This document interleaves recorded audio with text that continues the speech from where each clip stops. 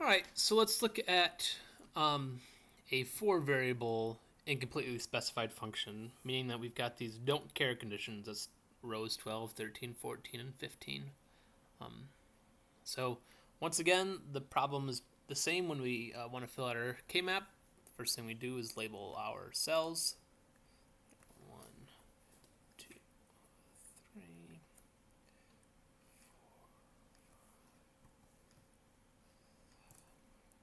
8, 9,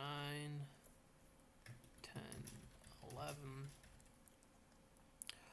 13, 14, and 15. All right, and let's go through and fill things out. So we know we got a, well, this is a 0, 1, 1, 1, 5.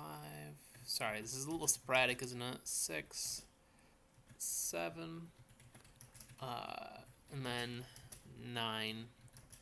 And our don't care conditions are here, here, here, and here.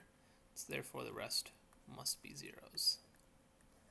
And suppose I say that this needs to be a sum of products. Sum of products. So that means we're circling the ones. So let's get to it. Now, let's see what we got going on here. Sometimes when I don't I look at it and I don't necessarily quite have an intuition about how to approach things.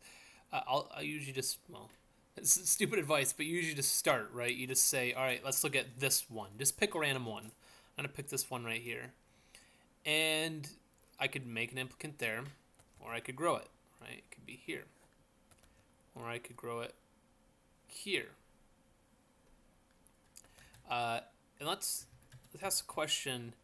If I make this implicant, can it get any bigger? Well, I can't get a group of 6, and I can't get a group of 9. So it doesn't look like I can actually make this implicant any bigger, right? These don't care conditions here aren't actually going to help me. Now let's do this one right here. It looks like I could actually, we'll start here. We'll start with an implicant. There's two things that I could do. I could grow out to this very long function here, or I could grow this way. And as it turns out, this should be the more preferable way. And why do I say that? Well, let's look at an alternate reality real quick and say that we did this. Then I would have to make another implicant, and we'd utilize this don't care condition here, right? We'd utilize it, and we'd have to do this anyways. And let's look at what we get if we underline our distinguished one cells. We have one there, and one there.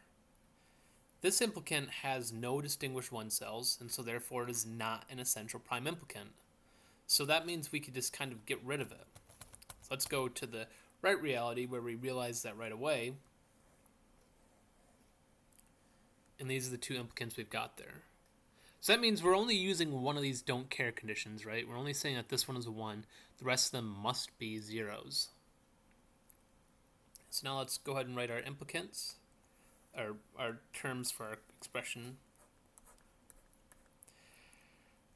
So it looks like for this one, remember we're doing sum of products, we've got A not C. And it looks like we've got C not D. So there's our simplified expression. Kind of a good exercise would be to see what happens if you assume that this don't care condition was a 0. right? And then how would that simplify? Well, we'd have an implicant here, and we'd have an implicant here, and that's going to make things a little bit less simplified. So, just kind of interesting fun with don't care conditions.